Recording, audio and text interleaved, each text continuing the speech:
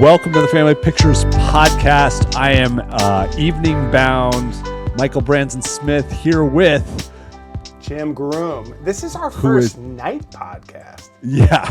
No, that's not true. We did the Cuddle Couch podcast at night.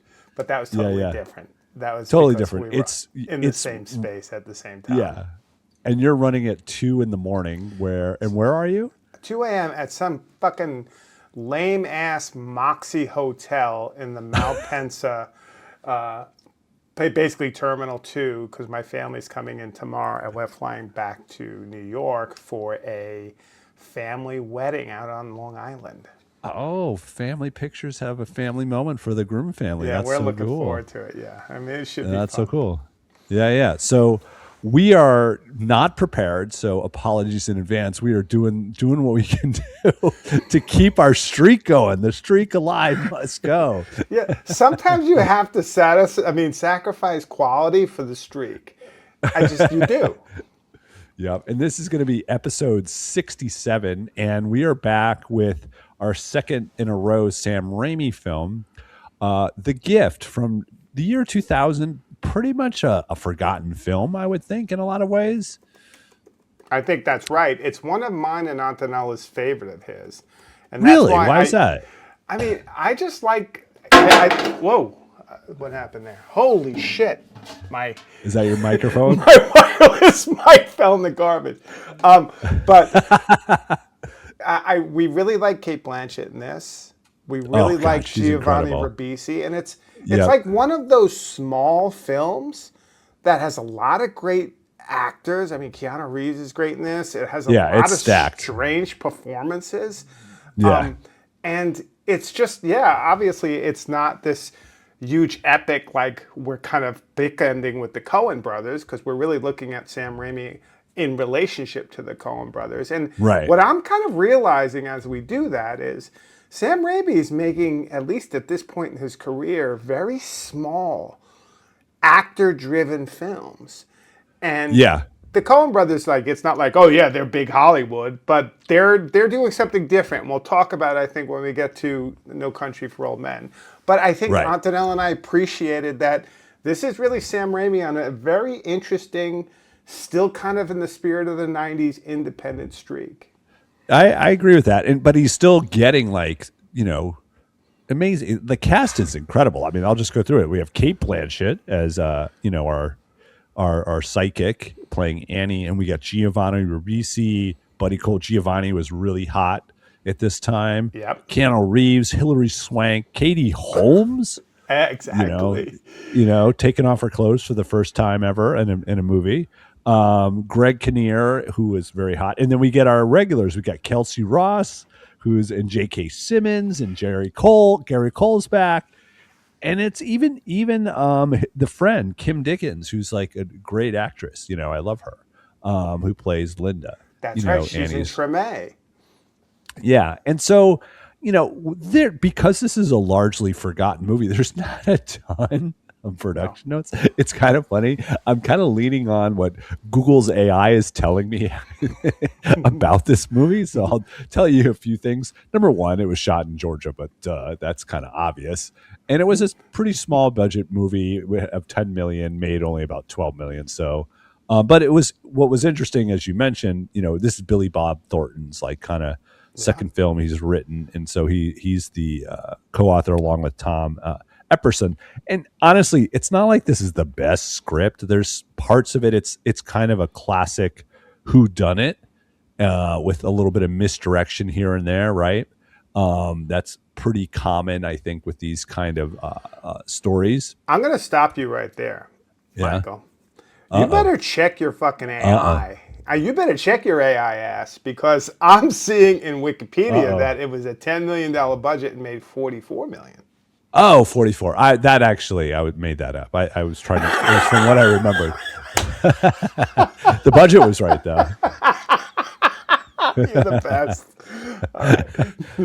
Okay, I'm glad I'm Um, here to fact check your ass. You're getting yeah, a yeah, little yeah. bit liberal with your I'm making of getting a little facts. sloppy. Yeah, I'm the one who does all the work, puts all the notes You together. do.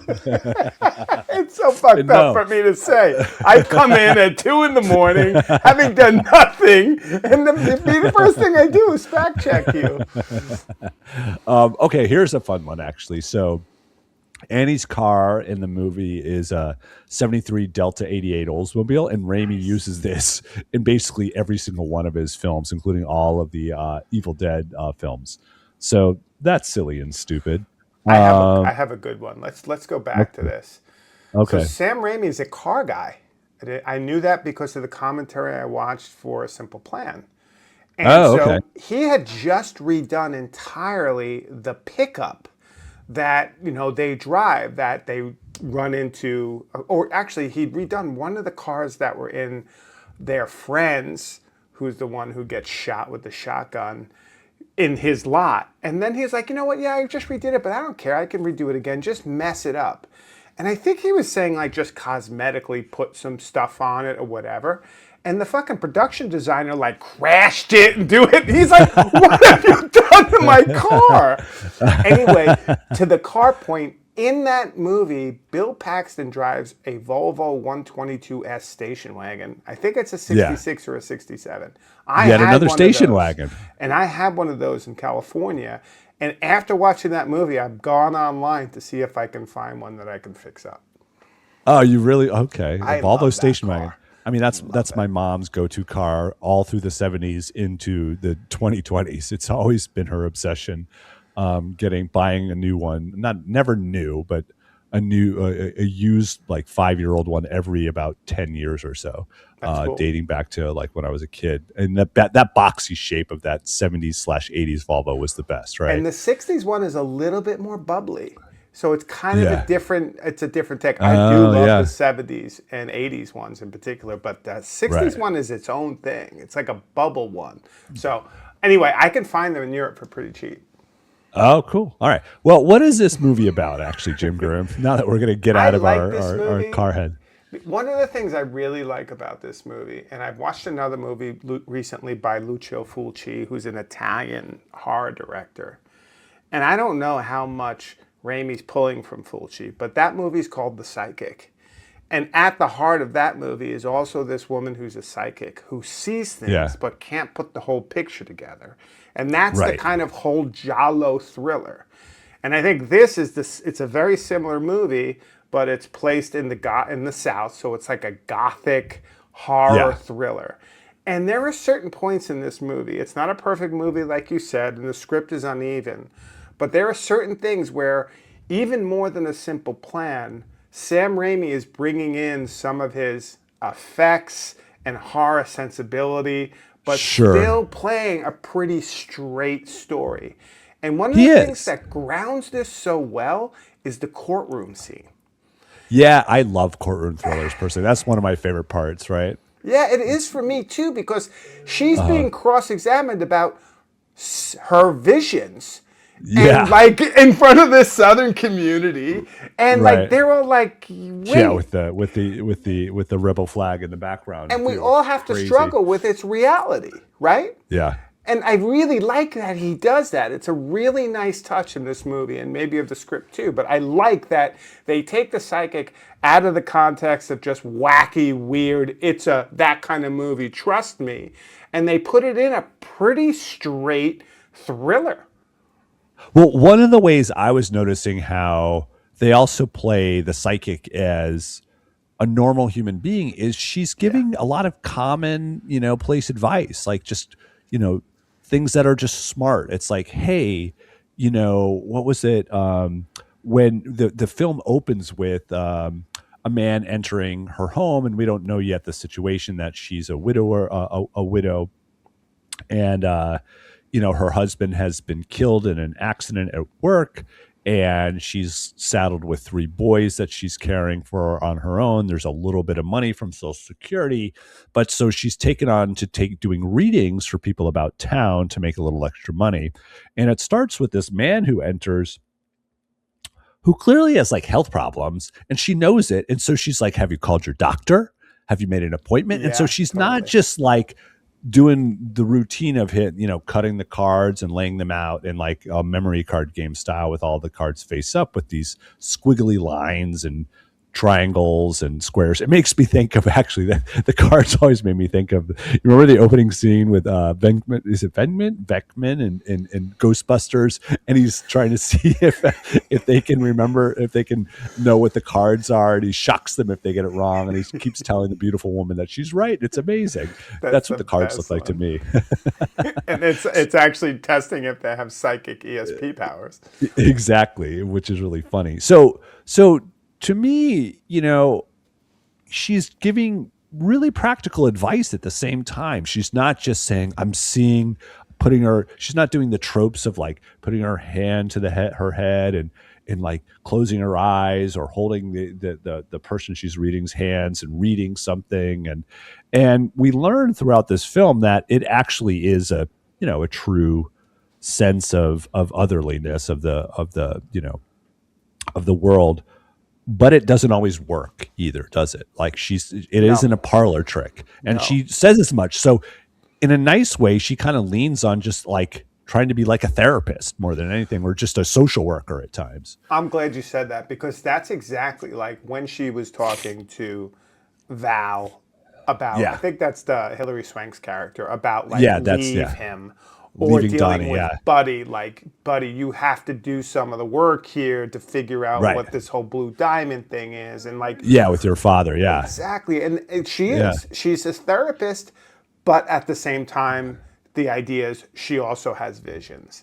And Yeah. I really, like you said, it's the way in which they put it in a very kind of quotidian frame and don't make it magical until it is a Right. super interesting approach on his part. And I like that. And I think it's the most delicate, one of the most delicate performances I've seen from Kate Blanchett. She Yeah. I doesn't mean, this is overact at all. She's quiet. She's a no. little bit kind of reserved.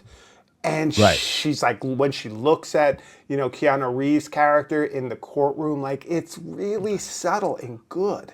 Well, I mean, other than the Katie Holmes character who has a lot of confidence, and that comes from her wealth and her status, which is, oh gosh, I don't have my other window. She's playing Jessica, Yeah. and she's the daughter of Kenneth. What's his last name? Kenneth King, who's like some sort of luminary in the community in Brixton where they all live. And she has this classic, kind of confidence of someone who comes from a wealthy family, and she's navigating, and she's very flirtatious, and she's got a really odd relationship with her father too, which we're going to get into, which is like, so that's how they do it in their family. Kind of a moment, literally, but not played for humor at all. No. All the women are just back to Kane Blanchett. They're all in this role where they're playing like secondary to men, and that's a big part of this story is the role that men play in the lives of women. And it's very much ultimately about, quote unquote, the patriarchy here. We're going to be talking a lot about that because of, we have abusers, we have protectors, we have providers, right? Like, this is what the roles of men are supposed to be in this movie. And where do they exist successfully doing these things, and what makes a good man, if you will? Which, brings us right to, the start of this movie is really, it's about this story of recovering from family trauma, because we get a scene where Annie is drawn to the high school because her son is in trouble again, right? And Where did we see that before? Firstborn. yeah, yeah, and we meet. She goes to the principal's office to talk to Principal Wayne Collins. Principal Wayne, played by Greg Kinnear, and I love. It's a good Greg Kinnear role for him, which I not a lot don't of like Greg Greg Kinnears. Kinnear, so I like know, when but he this is plays this a is a bad good role guy, for I him. like it exactly Yeah, yeah, yeah. because I And find him no, super annoying. and he's very sympathetic. He knows her situation and that Michael's lost his father. Father, it was only a year ago, so they're doing this like backstory for us and doing some work for us as an audience. But at the same time, as we're learning these things, and oh, and this is another one, and this is what's so I part of a big part of this story is Wayne suggests maybe he needs a therapist, right? And Annie's like, "Ugh, he'll talk to me," and that's like classic like anti-therapy. Ironically, because Annie is doing this, she's so much often as a psychic, you know, doing the work of a social worker for her community. Totally. And I think the Giovanna Ribisi character, Buddy, exemplifies that so much. Instead, in the final lines, which we'll get to, like how he speaks to Annie's role within the community is really important. And but the irony is that she can't take the help for herself either, can she? No. So like she's good at giving the help, but she won't take the help. She won't process the trauma that she needs to process. And that's a big part of this story. And it comes back again and again. Her kid Yeah. asked her, "Why can't we talk about Dad? Why don't we go to Yeah. his, you know, his headstone or his grave Right. more regularly? Like what?" And she's like, "Go to bed." Like she herself is not dealing with some of the stuff she's No. asking the people who come to her to, and that Right. makes her an interesting character because Right. and this comes up again and again. If she has this gift, why can't she? Why isn't she rich? Why didn't she prevent her husband from dying? Blah, blah, Right. blah. Like, there's this kind of blanket understanding of it. But the delicateness of both the gift and the way she plays it is the power of this movie. Yeah, and it's really sad too because there's at one point, you know, with that line, why don't we talk about Daddy? And she's at some point, she's in the film twice. She comes across her boys. It's really great. Like they there's three boys and they're probably ages I don't know about like 5 to about 12 maybe or 5 to 10 somewhere around there 11 and they're all in the same bedroom, of course, still, because it's a pretty modest house. And Michael, the oldest, has again and again, like, has the family album with all the photos of his father in it, which is like the backdrop of that I'm showing you here. Like this is shown at the end of the film, but it's the same album. And you can see he's like reaching out. I want to know more about him and what he was, and like engage this conversation. And there's a moment when he comes in and he Michael directly asks, how come we don't talk about Daddy? And her response is literally, go away. And Yeah. it's heartbreaking. She's It literally is. like, get out of here. It's one of the harshest moments because she's just totally avoiding it, right? This grief.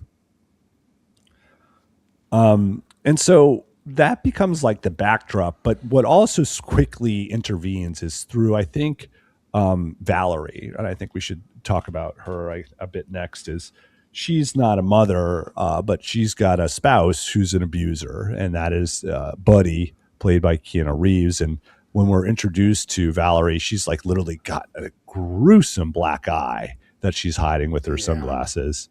And It's Donnie, though. Donnie Barksdale. oh, sorry, Buddy's not Buddy, Ribisi. Donnie. Yeah. Yeah, Buddy. Yeah, Donnie. Yeah, thank you. Keanu Reeves is Donnie. Donnie Barksdale. Shut the fuck up, Donnie. And he also starts to represent this. He's the obvious open abuser, and that's one of these roles that I've already talked about. That's so important.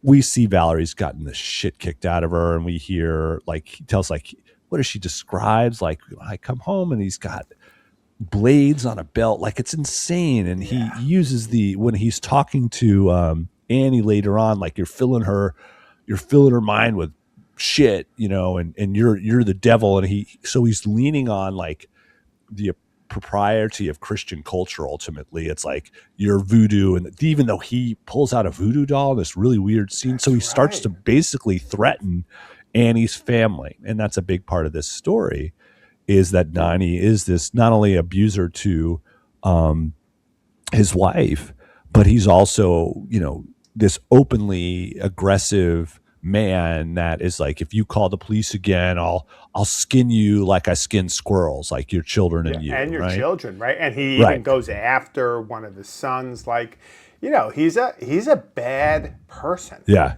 And the thing about him being a bad person is it's aided and abetted by the community. Right. Yeah. We when she calls the police the next day after the threatening phone call, we get your classic deputy like, oh, he's a good guy. I know Donnie. He and I He's we go he's squirrel just hunting. intense. Yeah, he's just high strung, I think He's is the high word, right? strung, exactly. You know? And so nobody wants to deal with Donnie. It's just, and you're right, like it's not just Donnie's like a ridiculous abuser, but we have this social structure that allows a Donnie to maintain this situation. I mean, and this is jumping ahead. There's a moment where Donnie literally strikes Annie, like Gut sucker punches her punchers in her. front of a Yeah, cop. in front of a cop. Exactly. Like And the it, cop's like, whoa, whoa, whoa. He doesn't like immediately well, arrest him and say that's assault, they you know? finally pull out their gun at that point, but like you can see, they have a certain amount of fear of Donnie too, and that whole Yeah. old boys club is real. And I think the other interesting thing there with Donnie is like Donnie comes to into the house, and as quickly as he's abusing his wife, he starts abusing Annie. Like Yeah. it's like there's no transition. It's just like No. anyone. He's taught like he pulls his wife through the paint, right? And then he pushes her away, and it's just Right. he comes in while she's having another session, and it's just it. Keanu Reeves plays a pretty over the top role, and it's a very Right. un Keanu Reeves role. And so Yeah. one of the things that struck me when I first saw this movie in the theaters was like, oh my God. Because Keanu Reeves at that point was kind of like a phenomenon. Like you laughed Oh at him. yeah. You were like, he's the worst actor maybe ever. Like the Keanu Reeves of now, like, is such a different thing. And he's a great story of Whoa. longevity and Yeah. playing it cool because he has Yeah. won the internet and everything else. Yeah, he Sad sure panda has. boy. But Yeah. he was a laughing stock pretty much in 2000. And this is one of the roles where he had nothing to lose. And it's actually, Yeah. I came out of this movie like, was Keanu Reeves just kind of good in that movie? And so I think the next man to introduce, and because we're going to back up to Wayne later on, even though we've met him in our, in the story so far, we've He's the also met, teacher, yeah, he's the the he's the principal. principal. Yeah. And but there's Buddy Cole. Buddy Cole, he's a mechanic, and we meet Buddy Cole as Annie is driving up to the repair shop, and she's struggling with her car, like the door just, it's so funny, it's such a great, it's almost comedy as she pulls into the into the repair shop. Her driver's side door just like swings right open. It's like, wow, that's a quick exit Annie's about to make, but in fact it's broken. And immediately we learn, like, she's like saying, I'm short of money right now, and he's like, no worries, no worries, after all you've done for me. And so we're starting to realize that Annie's social work, psychic readings, whatever it is, because we do later on see Buddy, her do a reading with Buddy, and as you described, she's very much trying to tell him, it's like, there's only so much I can do here. You clearly have issues with your father. And it's literally the language of a therapist. I'm like a broken record about that right now. Yeah. Um, But you're right. but I at felt this, the same thing. I mean, I yeah, read it the same way. yeah. But at the same time, Buddy, he starts to begin to play this role of a protector. And the most important moment initially is when, you know, as Donnie gets more and more menacing with his threats, there's a moment at which, it's very cute. Annie's making a cake with the kids in the kitchen, and the middle child, or the youngest child, is like, it's classic, like Duncan Hines plastic container of frosting, and he's like scooped it all out with his fingers, and he's been eating it all, Yeah. and it's like, it's really funny, and and so he sends the middle son. Yeah, it was the youngest son. He sends the middle son to go to the neighbor, and the neighbor is a minor detail that comes up again and again, that Annie actually has this neighbor, this older woman, who clearly is helping her very much raise the family, right? She's constantly babysitting, and we get a real sense there's no financial transactions going on here Yeah. whatsoever. She's very much acting like a surrogate mother to Annie, even though she's just a neighbor. She's the person that Annie can trust to take care of the kids when she has to go deal with things. And so the middle son is going to see if she has any more Duncan Hines frosting.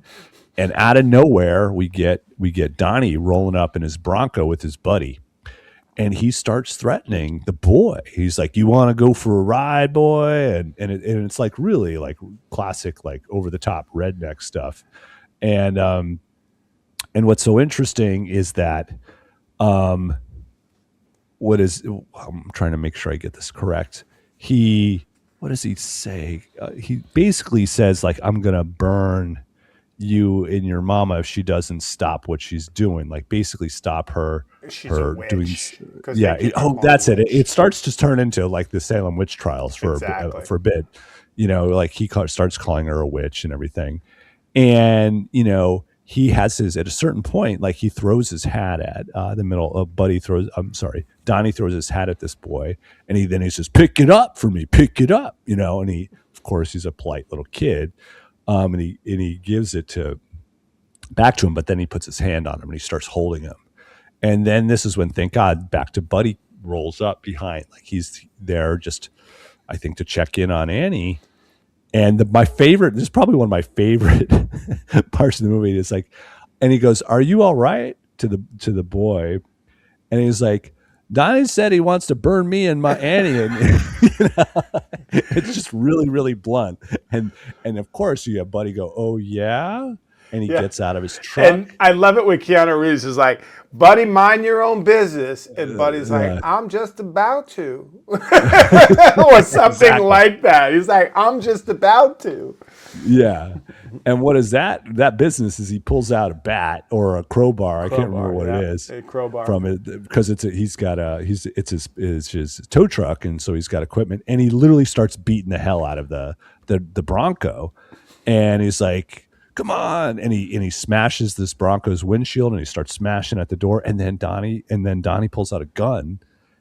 And this is where it's really sad how screwed up Buddy is he puts his head right into the barrel of the gun. And he's like, shoot me, motherfucker. Yeah. And we're like, oh. And it's sad because he's scaring the middle child basically as much as Donnie did. So he's a very, very flawed protector, if you will, because he's violent too. He leads towards violence, and we learn where this violence comes from, don't we? Yeah. Buddy hasn't had it easy.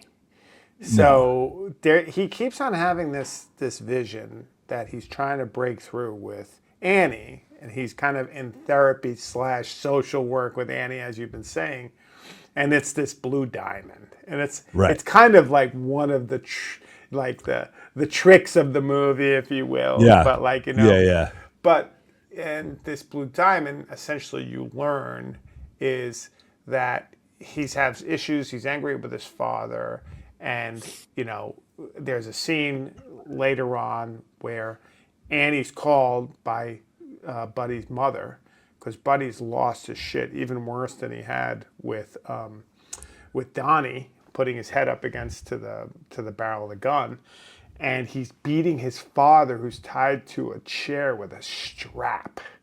Right. And that's just the beginning. Yeah. Yeah, and he has his father literally like his mouth covered with duct tape, and Annie shows up to the scene, and Buddy's like, you're too late, and we're learning, oh my God, and he's telling the story of what it was growing up, like you did this to me, like the classic, like, how does it feel, blah blah blah. And then even more sad, he goes to his mother, and you did nothing about it. And it's this classic story of abuse. And then we see the blue diamond, and it's on the dad's belly button. Yeah, it's a tattoo. And he keeps on talking about looking into the blue diamond, and if I look into it, will I be hurt or not? And then you realize that he was sexually abused by his dad. Correct. It's not just physical abuse. It was likely sexual abuse. It's not explicit, but it's really, really heavily implied, and it's not a hard read to see it that way. And and so it's like kind of an inevitable confrontation with his father. It's like classic generational trauma that just goes again and again. And so Buddy we see as this person that, oh, maybe he's going to protect Annie. Because in the meantime, now back to Wayne Collins, right? Principal Collins. What's so interesting is in that first time we are introduced to Wayne, his very flirtatious wife, Jessica, walks in and says, "Hi, Annie, how are you?" You know, and as played by, pretty wonderfully, as played by Yeah, she is great in this. I'm not a huge fan of Katie hers, but Holmes. Katie Yeah. Holmes is really good in this. Yeah. And then we see is pretty much for the first time, I think, in the film, Annie have an actual vision. I And think that's right. we see her seeing like the floor is suddenly, and this is Sam Raimi like director shit, right? Like the floor is suddenly covered in water. There's dirt on Jessica's bare feet, and then there's nothing else. And Yeah. then Jessica's like, "You see something?" Like, and then the scene ends. But this is the beginning of our trying to make sense because there's these flashes of scenes, right? And one of the ways these scenes happens is we have what is it? There's the first. When does it happen that she has the dream of the choking? I think it happens the night he literally chokes.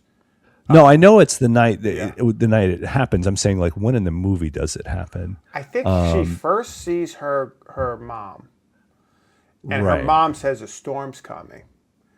And right, so right. there it Oh is, yeah, and and but she's is her out mom there. really even there? Which is No, her another mom. weird thing, Exactly.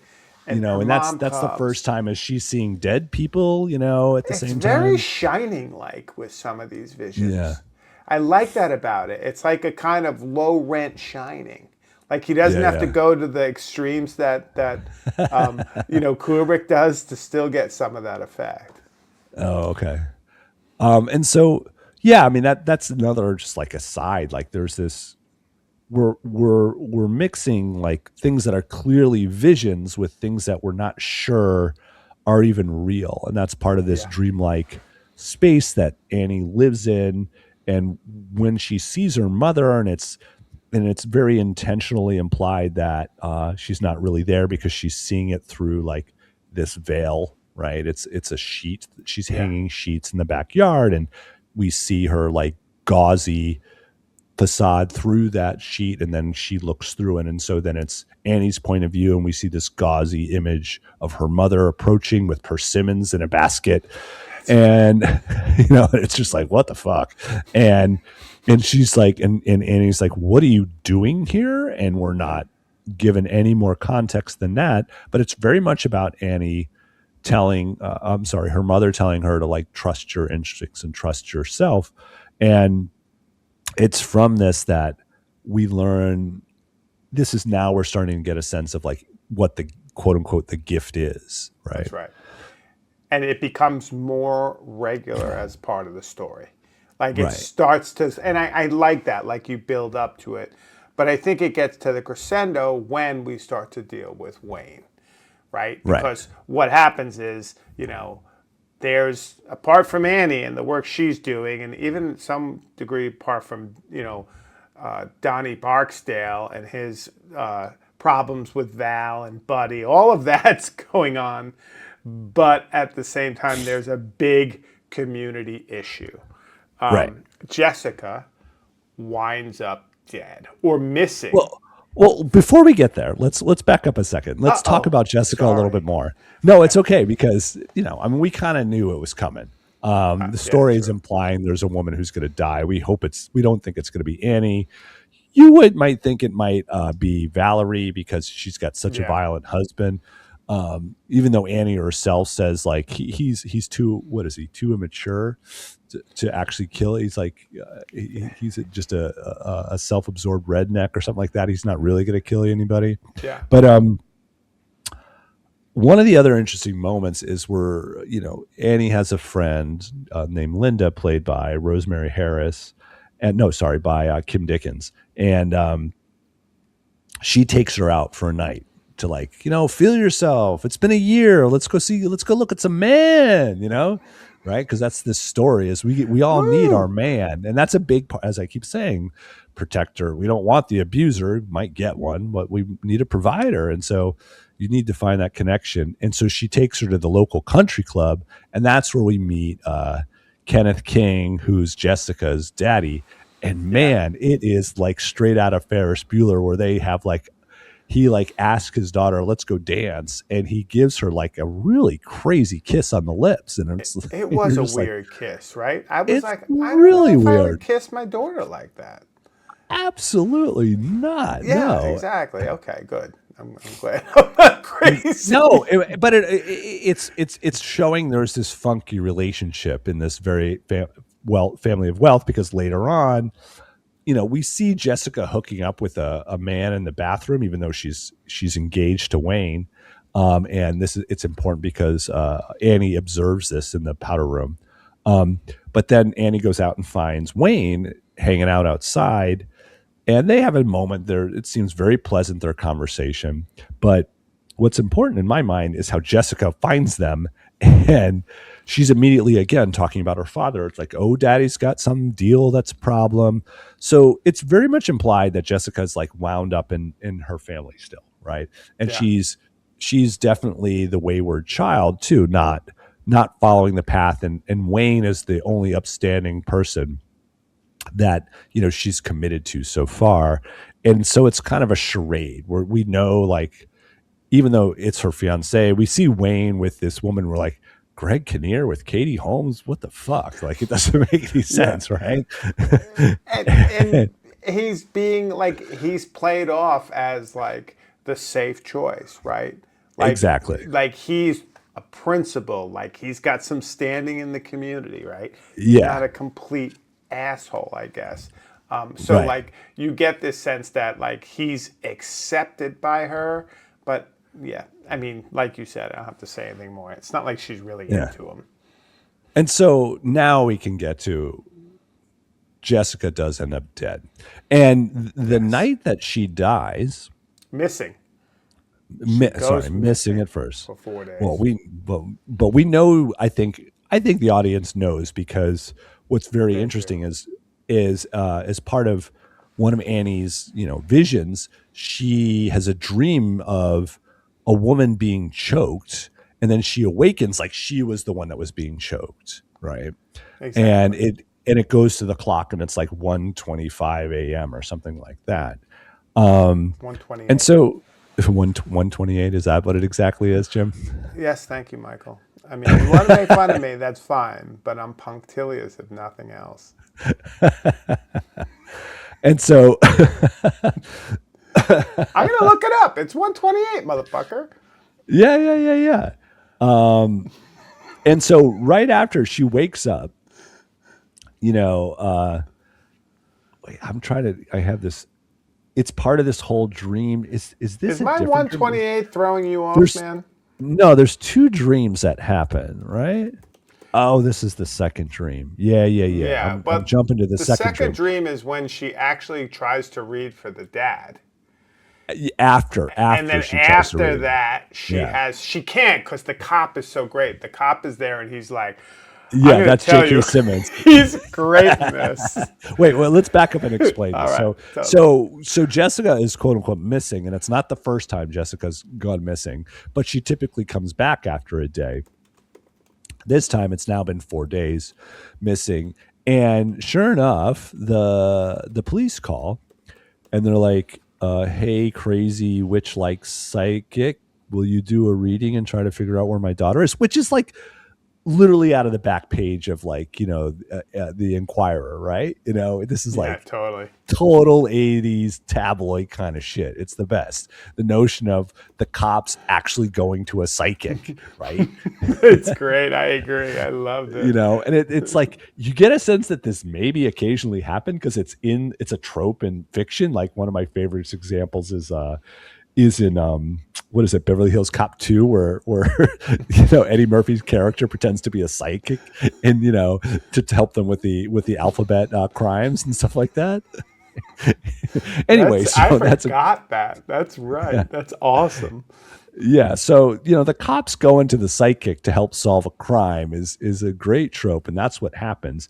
And so she's like, okay. And so Kenneth King, the father, Wayne, and J.K. Simmons as Sheriff Pearl Johnson show up Oh, in her that's living great. room, and sure enough, she offers because they ask to read for Kenneth, and it just goes nowhere because J.K. Simmons doing great J.K. Simmons stuff as a sheriff is like, uh, I'm not leaving the room. I'm the sheriff. I gotta be. If there's evidence to be presented, I gotta be around.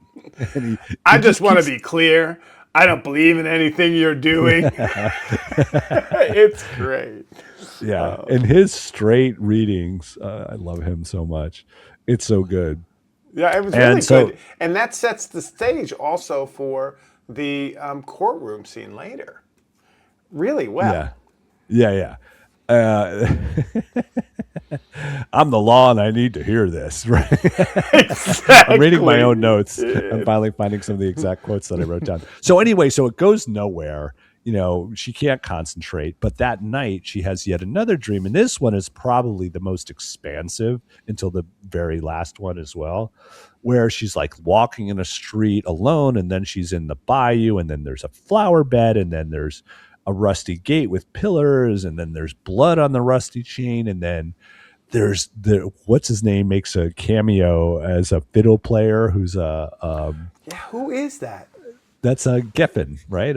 He's shit. It doesn't matter. What's her name's husband? She marries him. Bridget Fonda's husband. Um, Oh, that's Elfman? That's Danny yeah, Elfman? yeah. Oh He my makes a God, you're cameo as the right. fiddler. That's Yeah, right. yeah, yeah. Tommy Lee Ballard. Look at you. Good Exactly. work. And so, and then it's like, and then she's awake in bed again, and she goes outside, and then she goes outside to say hi to the dog as a way to like unwind from this like nightmare.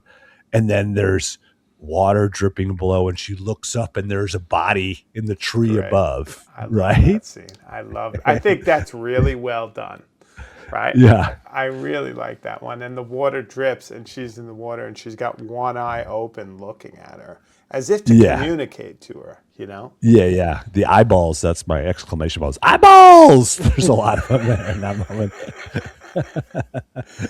So this leads to her going back to the sheriff. It's like, so it kind of worked this time. And, and J.K. Simmons, again, is a complete asshole, wonderful, like cop. Like, it's like, I know a lot of places that are like lakes that have, that have, what the hell is it? Flowers white flowers nearby, I think is what it was. And, and he says, I don't investigate dreams. That's what it was.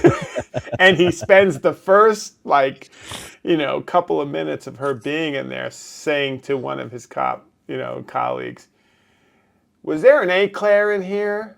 Yeah. Because there's a big box of donuts, and he's looking Yeah. for his eclair, and he's just blowing her off. It's Yeah, great. yeah. But anyway, they figure out that there is a stream, there is a pond near a guy who plays a fiddle, and it happens to be Donnie Barksdale's abode. And Yeah.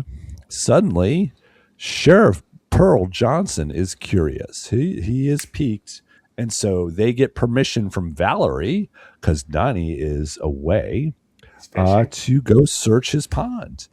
And they do classic kind of tropey TV crap where they like, I found something, and it's a bicycle.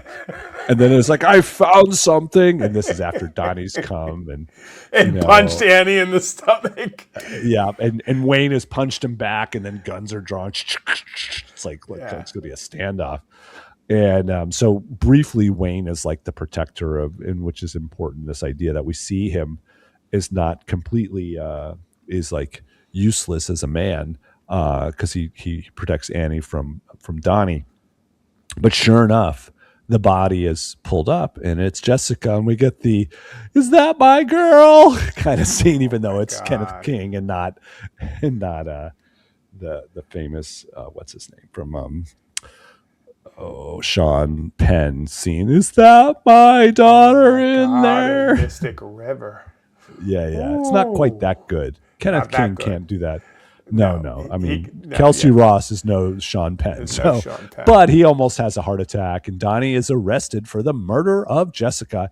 And now suddenly this thing turns into a legal thriller, which is kind of fun. Exactly. Now we're in the law room for a good 20 minutes. Yeah, yeah. We've got DA David Duncan, which we learn was the man who Jessica made out with. And so it's also misdirection. Did David Duncan, DA David Duncan, do it?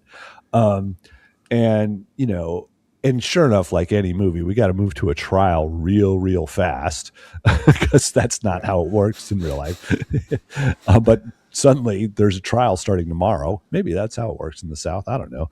Um, what's funny is like Da Duncan is like I said, it's like, well, Annie, we got ourselves a little bit of a pickle here, or no, we're gonna open up a can of worms. We have to explain to our jury how we found out about this man. Yeah. And he wants to know basically, has Annie Yeah, been having any, relations with Donnie Barksdale? And she yeah, he's a categorically bastard. is like, no. But the other thing there is she knows that the DA was having relationships with Jessica. Jessica. And, Yeah, he keeps on calling her the victim, the victim, the victim. And right, as she's leaving, she says, she had a name. The right, victim right, had a right. name. And there's that whole moment that really reinforces, your reading. Like, Kate Blanchett's character is kind of like, what the fuck? Like, like these women's are just Yeah, victims for this male courtroom case and this right. whole, so Yeah.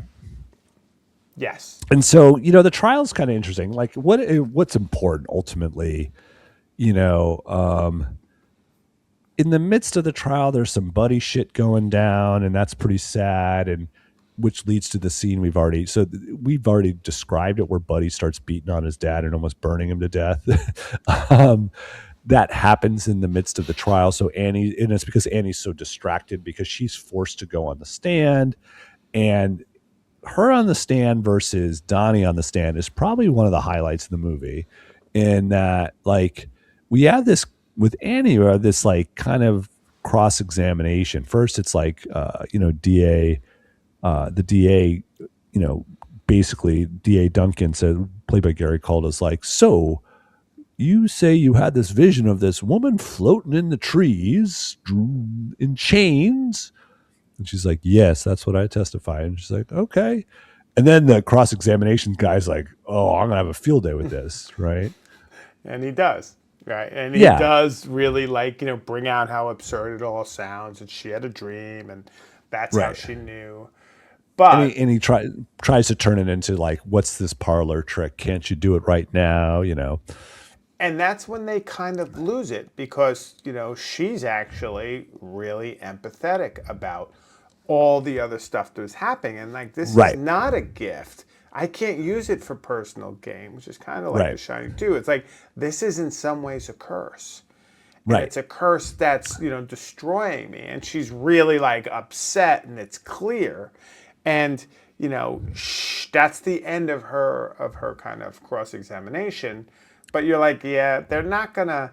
It's still not gonna go their way. But like, she does make her point, and she is a good witness, right? Like, she does, represent the fact, and it's also the point where Raimi's doing something really tricky here. He's trying to put maybe like a witch trial, but in Yeah. modern That's how, day, that's how I right? read it too. Yeah. And in modern day times, and like kind of playing it straight, which I think is Right. really interesting. Right. Unlike Monty Python, it's like, so if she can float, she's made of wood. And if she's made of wood, she can burn. And therefore, she's a witch. She turned me into a newt. I got Got better. better. Exactly. But no, So that's the kind of gymnastics that the cross examination they're doing with Annie. But they are playing it straight. But then there's Donnie, who basically like, man, he did not need to testify because when you're on trial, you technically do not have to go on the stand. But Donnie's like, I'm going to defend myself. And oh my gosh, first he describes himself because when he's giving testimony, he's like, he's an admitted wife beater, right? He admits Yeah. that he's beaten he roughed up Jessica the night that she's murdered Yeah. because they had been having sex. And, DA Duncan's like has a field day with him, and he flips out and he explodes, and he blames Annie for being a witch, and she's putting spells on every goddamn body in the town, which I actually love. You know, Buddy's found guilty and he goes to jail. And probably one of the saddest scenes quickly follows where Valerie comes back for a reading. And Valerie's been standing by her man throughout the whole trial and fed information that kind of made Annie look bad, but not terribly so. And she asks her to read for her, and Annie begrudgingly agrees. And the saddest thing is, like, again, in her social work role, she's getting Valerie to talk, and Valerie starts saying, "I've been having unchristian thoughts." Yeah. And she's like, "Oh," and at first when she says that, I was like, "Where is she going with this?" I love that line. That was really good. It's like, "Oh, is she having a good time now that her husband, who's not beating her?" No, it's the opposite of that. She says, "I think that Jessica got what she deserved for trying to take my man." Yeah. And she's happy that And she's dead. Right. and she's happy that she's dead. And the idea of, like, you know, she's someone that basically sees herself, and this is that, this is where this I still see this commentary of, like, women in the context of men and the patriarchy is like, she only sees herself, sadly, in the context of Donnie, and she's like, what am I going to do now? I've never been alone before, right?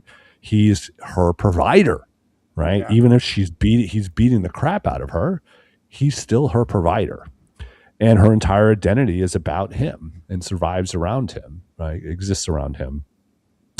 And, it's horrifying that she thinks that Jessica got what she deserved ultimately, right? Yeah. Um, And Annie's really the only sanity in the movie in that regard. yeah, yeah.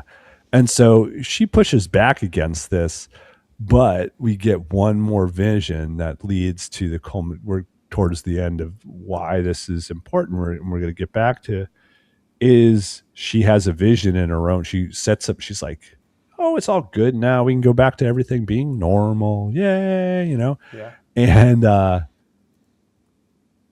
And then she goes to set up to take a bath. And suddenly, at first you're like, oh shoot, she left the water on too long and the water's come into the hallway. It's like, that's a bummer. But then we realize that the tension, and it literally has like the psycho violin strings Yeah. on more than one occasion, right? It's kind of funny. I think this is one of them. And we see Jessica in her tub, Yeah. all blue and with her beat up eye, and she says, "Fuck you," as a ghost, right? To Annie. We're like, what the fuck, Jessica? Jeez. I'm only trying to, like, figure out who murdered you, Yeah, But this is when she realized scene. it's really weird. It's really great. But this is where, Annie says to herself and then to D.A. Duncan, it wasn't Donnie, and you need to reopen the case. She literally, this is where we kind of know, like, and if you're like me and you slow motion this movie, stop on frames and stuff, like I like to do when I'm looking at the objects in various spaces, and I loved all the production design details. They're always so amazing in movies like this. Like, just to back up for a second, like the home of Annie and her kids, like with the homemade mobiles, and it's a modest home, but it's not dirty in any way. And I love how the scene opens with the kids and they're trying to stay up and keep watching cartoons at like 9:00, and it's almost 9:00, right? And she's doing such classic mom stuff. She's telling them what to do, but she's doing double time. She's cleaning up at the same time. She's picking right? up all the stuff and putting them away. And there's another scene where she has this shirt that says #1 mom. And then when the cops come with Mr. King, she puts on the sweater, but you still see the #1 through the sweater. It's like There are some really nice details, and they have a very Yeah. modest house. Like the front Yeah. lawn is basically just dirt, and you park your car Yeah. there. And it's one of those kind of bungalows, southern bungalows with all the Spanish moss trees around Right. it. Oh Like yeah, the it's Spanish really, moth is so great. it has a great feel to it as a movie. Right.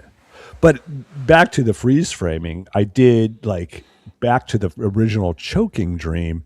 The choking, if you're like me in this context, you know it's not Donnie because the person choking Annie has He's dressed up. nice he's dressed up. He's got a suit, he's got a nice watch, and we know it's not redneck Donnie.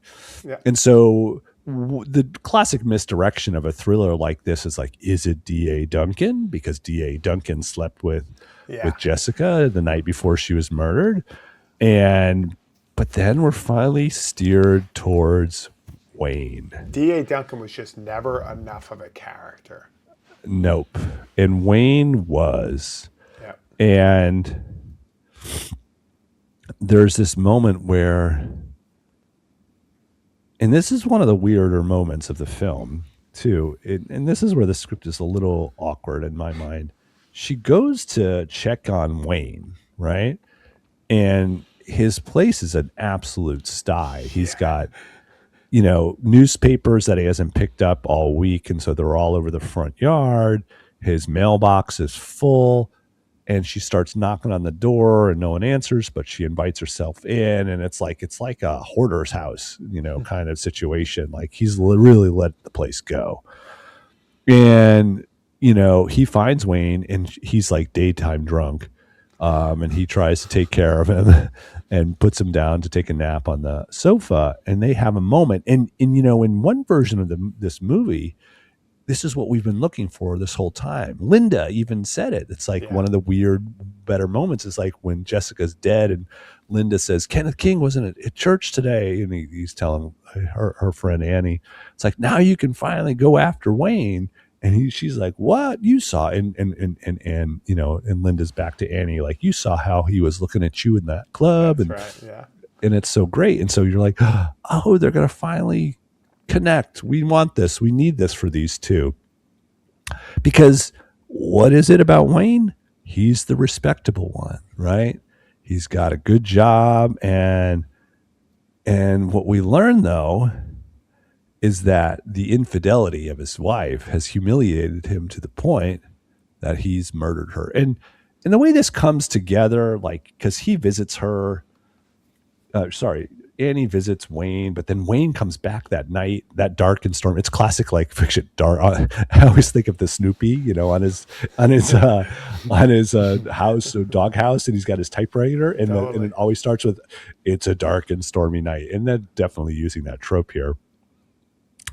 And Wayne says, "I want you to read for me. I want you to read for me." There's another, we need to figure out. He's trying to play because Annie's confessed to Wayne, I know it's not Donnie. Yeah, exactly. Right. And so Wayne's like shows up in the middle of the night. And the funny thing is the way that the setup is, like, it's the classic, someone comes by the door and she's like, who's there? And I honestly was expecting D.A. Duncan, right? Huh. At first, but it's Wayne, and Wayne's suddenly like, do a reading for me, Annie, now. We got to figure this out now. And she's like, it's the middle of the night. She says, we should go back to the pond now. And this leads to the culminating moment where we learn Wayne he was the man, Yeah. you know, He killed her. he killed her. And he said, but Annie, listen to me. I'm a good man, Keeps on saying that in that Greg Kinnear way, and you're just like, Yeah. oh, And it's totally Jesus. pathetic. Right. Exactly. and this is the thing is we have He's the in weak Donnie. link for me in this movie. Oh, Greg Kinnear? Yeah. I mean, I think him playing it this way, it's a good role for him to play this upstanding, because he presents as this very plain. It'd be awesome if it was like a Tom Hanks, but he would never do this role, right? Yeah. Where he's like this upstanding guy. He's very sympathetic. He's very empathetic. Like, he understands Annie's plight. He's looking at her probably a little bit too, and he wants it to happen as in that moment when he's drunk off his ass in daytime. But at the same time, he's the clean cut principal, and it's not Donnie who's the murderer. He's the obvious killer, right? I mean, because he's the abuser of a wife. He's a, unavowed, like he's violent against women, but he doesn't turn out to be the murderer. And that's the most radical thing about this. It's like, it's the most vicious in the end is the man who's the most clean cut. And this is the Raimi, I think, ness of this and these stories similar to A Simple Plan, right? Yeah. The well-educated good man in the story turns out to be the most evil ultimately. Yeah, the Bill Paxton figure in the Simple Exactly. Plan is like Greg Kinnear, but Greg Kinnear just doesn't have enough of a role, and he's not compelling enough as a character for me to have the Yeah. same impact as a Simple Plan. So that's a little bit where this falls down. I still like the Right. special effects. I like the being in the swamp. I like all that stuff, but like you said, the story and the script can't hold it. So I think you're absolutely right with that. Yeah. Yeah. And then, the ending of this is it goes back to the tie a bow on the family trauma kind of narrative, which is pretty simplistic. But what's important about it, in my mind, is the way that ultimately Ben, the man who was married to Annie and had their three children together, and he's presented as the perfect man, the perfect father. Like through this photo album, we see him feeding the babies. We see him, making a model with Michael, right out of like the catalog. And but the reality is he's he's just a memory. He's frozen in time. He doesn't. So the real man, the good man, doesn't exist actually in this film at all. It's just an image of it. And I think that's another interesting part of this is like, because this entire narrative in my mind has been about this dialogue about men and their roles and women. And the one good person isn't even real Yeah. anymore. No, I think that's right.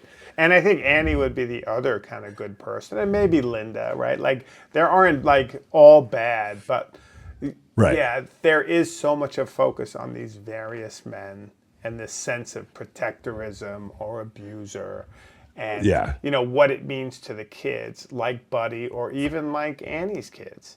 And what is Yeah. that trauma going to be? And they're all boys, which is interesting. So Right. yeah, Oh yeah, that's true. it's interesting. Like, is that a kind of like, a condition of this moment and of this place, right? Yeah. Yeah. I mean, it's tough because, one of the things I was always thinking about, it's like, well, obviously Ben, even when he was alive, probably wasn't perfect, right? But Yeah, we don't get to see his imperfections. Did he ever come home late, drunk? But no, we only see the perfect moments in photos. It's kind of like an Instagram feed, right? We only yeah. see the It's like one best of a hour person. photo, right? Yeah, exactly. Yeah. And so it's an idealized image. And I mean, it kind of, I mean, to back up, because we forgot about one thing and I think we should mention it, is in that moment when Wayne is revealing himself to be the killer, and he basically tries to murder Annie with her flashlight, and she's saved by Buddy. And Buddy, who has gone to kind of the insane asylum after having like almost murdered his father, has reappeared saying he's escaped. And we later learn that from Sheriff Pearl Johnson that in fact Buddy is dead. He's murdered his self. He's hanged his self in Yeah, his cell. he gone done hang himself.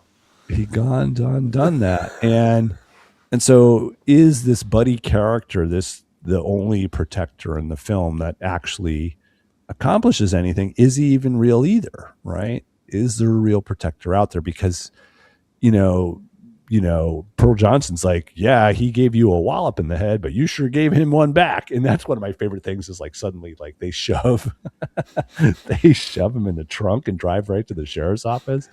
Oh my God. It's so funny. It's so unrealistic. But it doesn't matter. It doesn't matter. It's not what this movie is about. And so we get this image of, we're told through Buddy, who's not even really there. We're not sure what Annie's real purpose is, right? He says to her, "You're the soul of this town. You need to keep doing what you're doing." And I mean, how did you read that? I'm trying to sort that one out in this final moment here. I mean, it kind of goes back to what you were saying earlier, and I'm trying to make sense because Raimi does one more film after this before he goes to the Spider-Man. But to your point, I think the idea is Annie's kind of presence as a kind of a cult figure, if you will, has almost been normalized. Right. And that's a super interesting, and I think that's on another side, apart from the men, there's another push on this movie to try and normalize the occult in this space. Or normalize therapy. Or normalize therapy. That's interesting. Or even thinking of therapy as the occult, right? So whatever that is, there's also a sense that there's a lot of trauma, period, within people and this community, and someone like Annie is a treasure, and the gift, like she says, it can't be for personal. That's an interesting whole place we could go with this. Is what is this about? Is about giving back to your community, about these kind of civic duties that we have, and when we don't perform them, how things go completely awry. Right? There's actually a couple of interesting places you could probably go with. Yeah, and that's but that in contrast was my thinking of that. Yeah, and that's in contrast to the men. We have Kenneth King, who's this weird, wealthy man of the community who can't get control over his daughter, and unsurprising because and then we have the DA who's cheating on, with a fiance. We have a principal who murders his fiance, and then we have poor Buddy. Buddy is this abused person who's trying his best to escape it, and it's Annie who's done the work to try to help him. And so that's that kind of, and he says that you were the only one that was a friend to me, right? And so I think that's the idea. It's also, I guess, a message of people need protecting, and like you said, there is obligations of communities to look out for another, not say oh, he's a good guy, Yeah, we need people questioning. Exactly, like cool. with the Donnie Barksdale. He's a good guy. He's high strung. Yeah. No, we need to question those things. Yeah, maybe that's what that is really about. That's cool. And I'm interested, as a last point, I'm just interested as, we talked about the last film by Raimi, A Simple Plan. We're only going to do 2, this and As Gift. These are kind of interesting films because these films mark the shift away from his early horror and into more Hollywood. The next film he does is with Kevin Costner, For the Love of the Game, which does pretty well, and it's a Kevin Costner vehicle. And it's actually interesting. It's a good baseball movie. And then after that, he hits pay dirt with Spider-Man. Yeah, Spider-Man. And then you're like, I'm bank for the rest of my life. Yeah, and then he keeps on doing Spider-Mans or whatever he wants. Yeah, whatever he wants. But but this is kind of that transitional period, and it has that tinge, like with the Coen brothers, of this kind of 90s indie spirit, right? Yeah. And I think it has people like Billy Bob Thornton connected to it. All of these actors in one way or another are also kind of, by and large, part of the firmament now for the next 15, 20 years and have come in up through the 90s. Like, we're seeing a whole generation mature here in films like this, even though they're small films. Yeah. Well, and I like those. I love those kind of connector that is our era. Like that. Yeah. Well, Jim Groom, it's time for you to go to bed. What is it like? How did I do? It's 3 in the morning. Did I do all right? You know what's funny? I think we were oddly quieter, both of us. Yeah, we were. But anyway, I think this is it, man. It's slow and steady. Get the right. Not every film Sam Raimi make was great, but he kept making it. Yeah, he did. All right. Thanks, everybody.